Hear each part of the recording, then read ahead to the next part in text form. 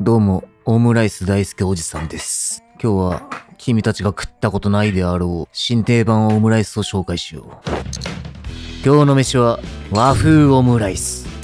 伝統的なオムライスと和風ツナライスが出会ったら、なんとも斬新で衝撃的なオムライスが完成した。ふわとろオムライスの作り方もめちゃ詳しく解説する。これを見れば君も今日からオムライスマスターだ。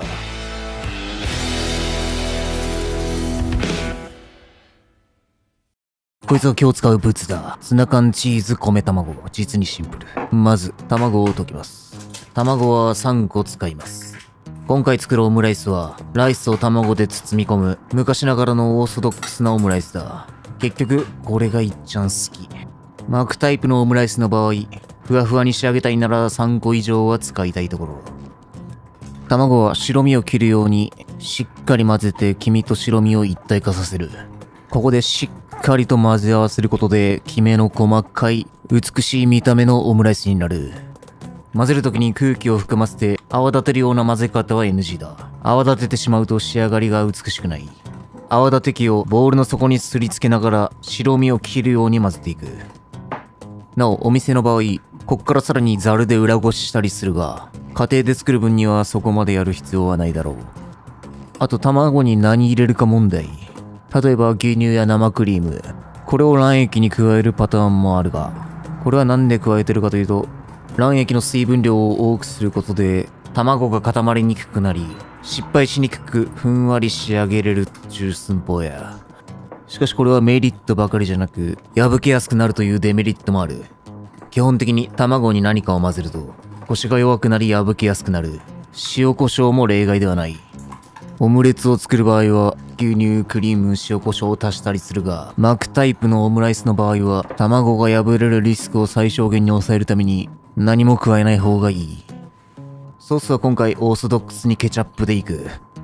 ケチャップはもちろんそのままかけてもいいが、もしケチャップがちょっと子供っぽい味と感じてるやつは、少し醤油を混ぜるといい。だいたい分量は3対1ぐらいや。こうすると、ケチャップにちょっとビターな要素が加わり、大人っぽい味になる。普通のケチャップに飽きたら一度試してみてほしい。トッピングのパセリも用意しておこう。こいつは別にパウダータイプでも構わない。オムライスの仕込みは以上だ。今回のオムライス、あまりにもシンプルでやることが少ないんで、付け合わせにサラダでも添えておこう。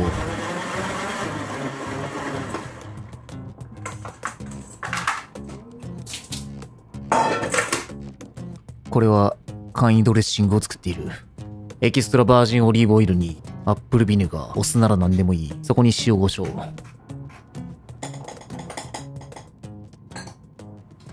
よし。じゃあ調理に取り掛かろう。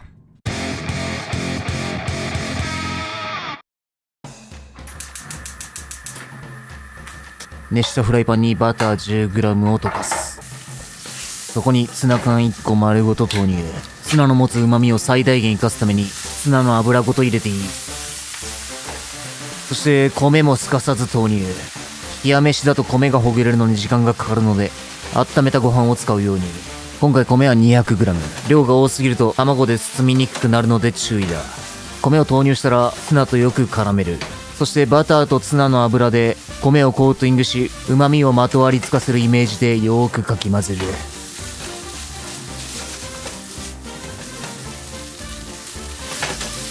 しっかり米がほぐれ混ざり合ったら味付けといこう。マヨ大さじ1、醤油を小さじ1、ツナマヨご飯を作るイメージだ。さらに隠し味で鰹節を一握り、細かくすりつぶしながら加える。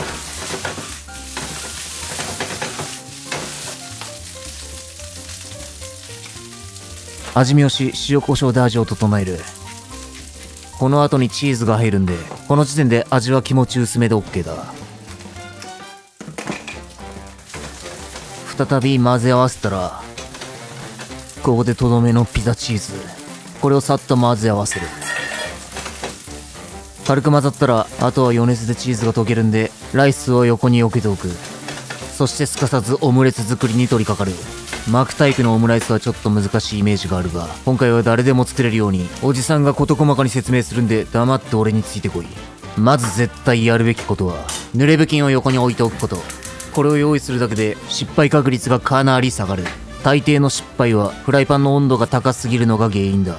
濡れ布巾があれば自在に温度を調整できる。使うフライパンはテフロン。テフロンであれば低めの温度でも卵がくっつかない。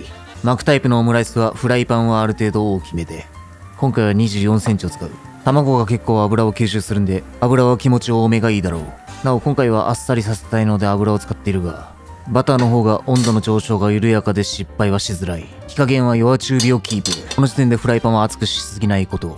ちょっと垂らしてみて、一瞬間を置いて固まるぐらいの温度が目安。フライパンから煙が出たり、勢いよく卵液が固まるようだと温度が高すぎる。高すぎる場合は濡れ布巾の上に置いて調整するべし。卵を入れたら勝負は一瞬だ。62秒で計量をつける。フライパンの外側から固まってくるんで、固まった卵を内側に入れながら、フライパンと手を両方揺すり、素早くかき混ぜる。ある程度固まってきたら、余熱でどんどん火が入る。フライパンを火元から遠ざけたり、濡れ布巾の上に置いたりして、これ以上フライパンの温度を上げないようにするべし。フライパンとライスの余熱を考慮し、かなり早めで卵の火入れを止める。もう火は消していい。上の方の卵が液体状でドロドロしてるのが理想だ。そしてここにライスを乗せる。このようにライスと卵の境界線がとろけて混じり合うことにより、口に入れた時にとろける食感をもたらし、本当に美味しいオムライスになる。巻きやすいように卵の周りにはある程度余白を空けておく。濡れ布巾でフライパンの温度上昇を止めておけば、火の通りはかなり緩やかになるんで、慌てる必要はない。落ち着いてやるんだ。ライスを乗せたらゴムベラ用意。外側を剥がしながら卵の余った部分をライスに貼り付ける。ここも落ち着いてやっていい。こうやってフライパンを奥に傾けるとやりやすい。手前側を貼り付けたら奥に滑らせてフライパンのカーブを利用し、奥側も巻きつける。よし、ここまで来たらほぼ完成だ。こっからひっくり返して巻く。なんて高度なテクは必要ない。フライパンを傾けてオムライスを先端に滑らせたら、皿から向かいに行ってフライパンをくるりんぱ。ここで多少形が崩れても全く問題ない。そしたらあとはキッチンペーパーと押さえつけて、ここから形を整えていけば簡単に美しいオムライスになる。はい、整いました。卵をしっかり溶いたことで、この表面のきめの細かさである。付け合わせのサラダ、とろりケチャッピー、ドレッシング、トッピングのパセリを振りかけたら完成だ。和風オムライス。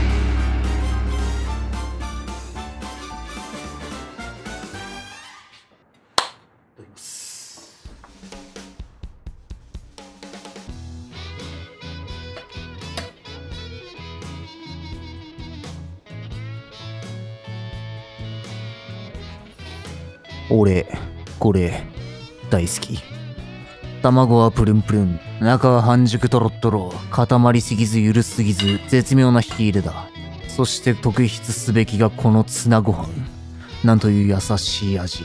優しいながらも、ツナとカツオの旨味が効いて、そこに絡み合うとろけるチーズ。すべての具材が混然一体となり、溢れる旨味のハーモニー。このオムライスなら冗談抜きで毎日食えそう。もはやこのライスだけで完成されたうまさがある。多めに作っといてツナマヨおにぎりにしても良さそうだ。オムライスといえば最近ではドレスオムライスだとかタンポポオムライスだとか色々と流行りはあるが、結局俺はこの包み込むタイプがいっちゃん好きやし、デミグラスよりもケチャップ派だし、ただおっさんになるとケチャップライスオンケチャップはややくどく感じることもあるんで、ライスとソースは別の味にして味にコントラストを効かせるのが最近の好みだ。なおケチャップライスは前にアップしたナポリタンライスの動画を参考にしてください。ケチャップライスにするときはデミグラスソースにしがちだが、それはまた別の機会に公開しよう。今回のオムライスは東京都祐天寺にあるトルスというお店のオムライスを再現する形で作ったが、ぜひ足を運べる人は本場の味を食べてもらって、今回俺が作ったのと食べ比べてみてほしい。個人的にはかなり近づけたと思っている。